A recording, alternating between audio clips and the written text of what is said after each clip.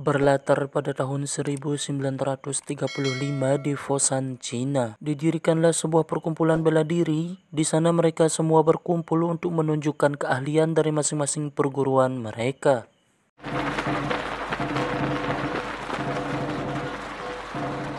Beralih ke sebuah rumah, salah satu master yang ingin membuka perguruan di Foshan, kita sebut saja Master Liu, ingin menunjukkan kebolehannya dengan meminta seseorang untuk berduel dengannya. Ya, orang itu adalah Ip Man.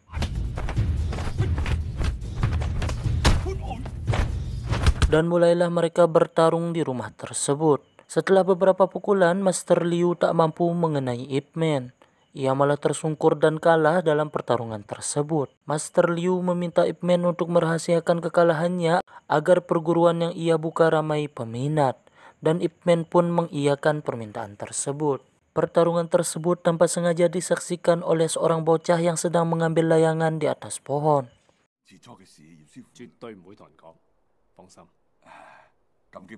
Namun sayang, berita tentang kekalahan Master Liu segera tersebar oleh bocah yang mengambil layangan sebelumnya.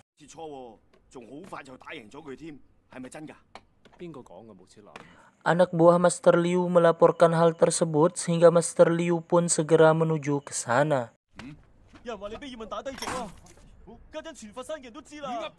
Di restoran, Ip Man sedang berbincang dengan sahabatnya yang seorang pengusaha yang bernama Kuan.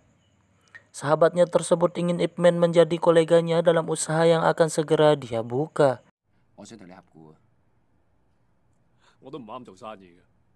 Di luar, Master Liu pun tiba dan melampiaskan kekesalannya kepada bocah yang menyebarkan berita tentang kekalahannya. Kakak bocah tersebut yang bernama Lin menjadi marah karena tingkah adiknya yang dengan mudahnya menyebarkan berita, hingga akhirnya membuat bocah tersebut dipermalukan di depan umum.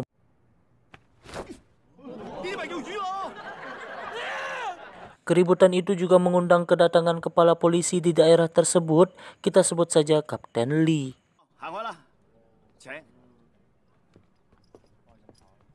Kembali ke dalam, Ip Man memberikan sahabatnya segepok uang untuk ia membuka usahanya. Ip Man meminta bagian jika sahabatnya tersebut mendapatkan keuntungan nantinya.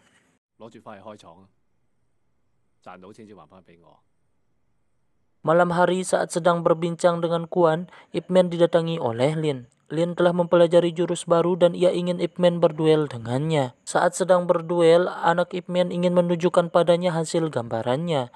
Namun karena masih sibuk dengan Lin, Ip Man meminta anaknya untuk pergi. Hal itu membuat istri Ip Man marah dan mengusir mereka semua.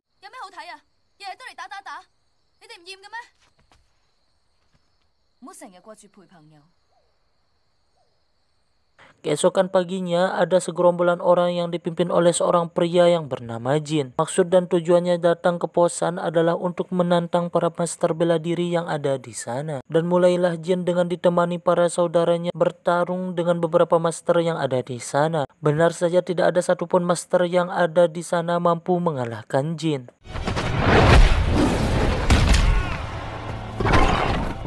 Kemudian saat mereka istirahat untuk makan, tiba-tiba saja pedagang tersebut mengatakan kepada Jin bahwa ada seorang master terkuat di sana, orangnya tentu adalah Ip Man.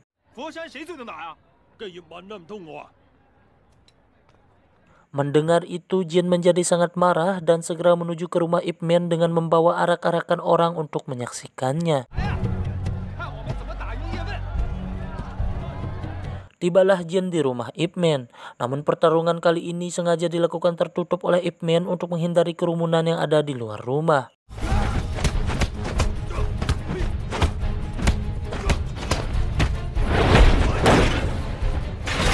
Di tengah pertarungan, anak Ip Man keluar dan mengatakan kepada Ip Man jika Ip Man tak melawan maka semua perabotan di rumah mereka akan hancur. Lalu mulailah Ip Man menghajar Jin tanpa ampun.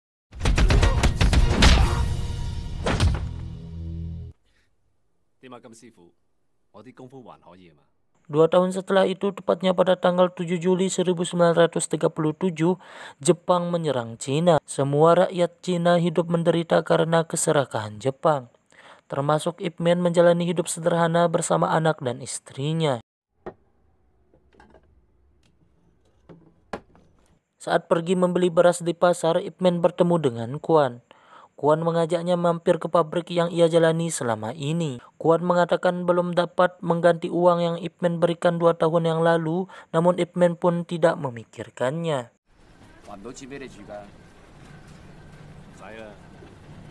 Karena istrinya sedang sakit, Ip Man mencoba untuk mencari pekerjaan untuk menyambung hidup. Setelah mengalami penolakan di beberapa tempat, akhirnya Ip Man diterima untuk bekerja di tempat pengangkutan batu bara milik Jepang. Di sana Ip Man juga bertemu dengan Lin.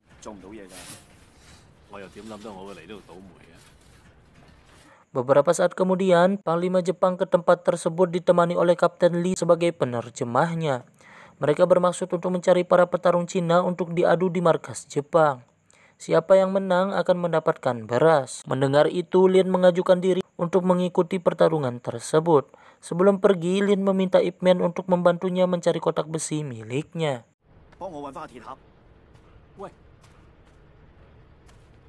Setibanya di sana, terlihat Master Liu baru selesai bertarung dan mendapatkan beras. Untuk memeriahkan suasana, Jenderal Jepang meminta Kapten Lee untuk mencari 3 orang untuk melawannya. Satu di antaranya adalah Lin yang terpilih untuk melawan Jenderal.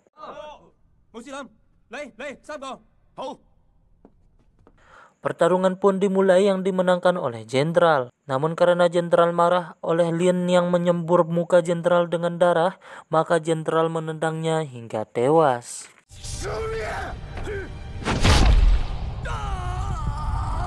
Kembali ke Ip Man, ia berhasil menemukan kotak besi yang dicari oleh Lin dan segera mengantonginya.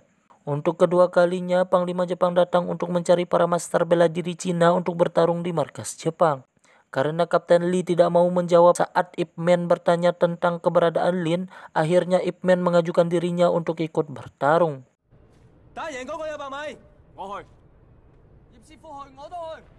Setibanya di sana, Ip Man melihat Master Liu bertarung, namun sayang karena kebiadaban Panglima, Master Liu meninggal karena tembakan di kepalanya.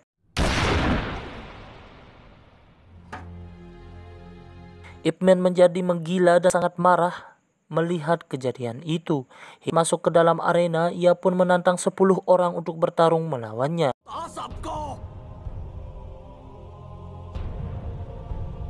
Dan Ip Man pun mulai mengalahkan mereka satu persatu.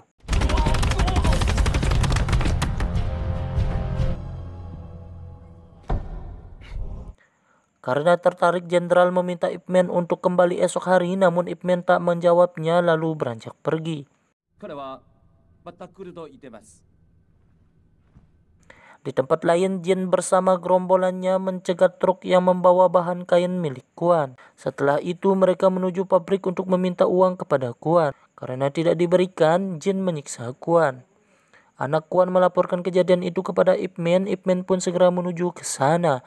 Namun sayang Jin dan gerombolannya sudah pergi. Untuk membela diri mereka, para pegawai meminta Ip Man untuk mengajari mereka Wing Chun. Dan akhirnya mereka semua diajarkan Wing Chun oleh Ip Man. Kembali ke markas Jepang, Jenderal bingung kenapa Ip Man tak kunjung kembali. Akhirnya Jenderal memerintahkan Kapten Lee untuk menemukan Ip Man. Tiba di rumah Ip Man, Panglima menodong anak Ip Man dengan pistol dan berniat ingin mendekati istri Ip Man, namun kemudian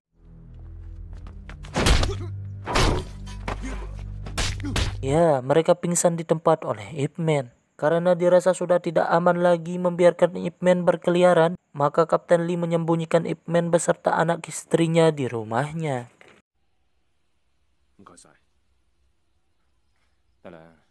Keesokan paginya, Jin dan gerombolannya mendatangi pabrik Kuan lagi. Namun yang tidak mereka ketahui adalah semua orang yang ada di sana sudah diajarkan Wing Chun oleh Ip Man, sehingga mereka melakukan perlawanan. Di sana juga hadir Ip Man untuk membantu mereka mengusir para preman itu.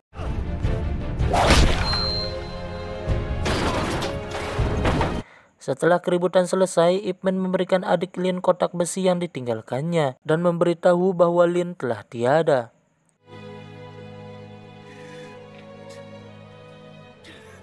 Sejurus kemudian, Kapten Lee memberitahu Ip Man untuk tidak keluar karena ada yang melaporkan Ip Man berada di pabrik tadi.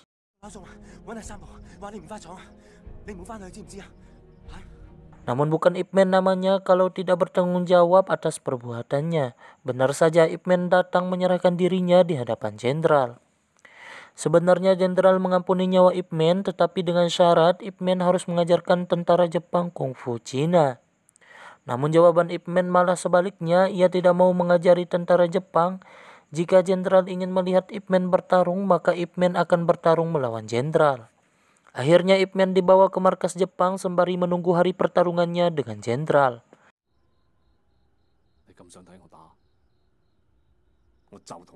Dan tibalah hari pertarungan antara Ip Man melawan jenderal. Pertarungan berlangsung begitu sengit. Namun karena keahlian Ip Man yang tidak dapat diragukan lagi, maka saat itu juga jenderal terkapar di arena. Melihat kekalahan jenderal, Panglima menjadi marah dan menembak bahu Ip Man sehingga membuatnya terjatuh dari arena.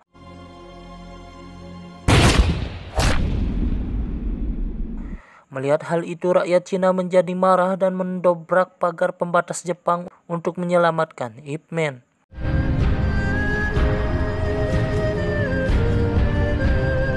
Akhirnya pada 15 Agustus 1945, Jepang mengumumkan kekalahannya dan pergi meninggalkan tanah Cina.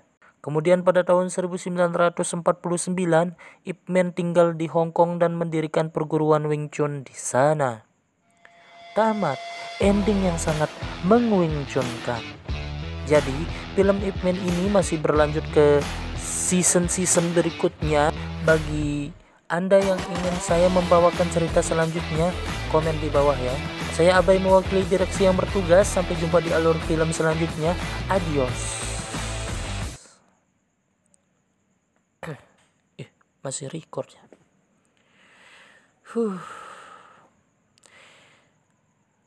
Halo guys. Jadi gimana kabar kalian nih? Di daerah saya tuh kan lagi ekstrimnya cuaca nih. Paginya itu sampai siang panas banget. Terus siang sampai sore itu hujan plus angin. Wah, pokoknya ekstrim banget deh.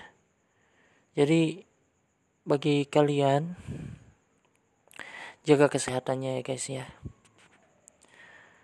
Makan makanan yang sehat, banyak makan sayur, buah, daging yang berprotein tinggi. Jangan lupa juga barengi dengan olahraga. Oke? Intinya tetap sehat untuk kita semua. Amin. Udah dulu ya guys ya. Saya lapar nih guys. Mau makan dulu. Dah.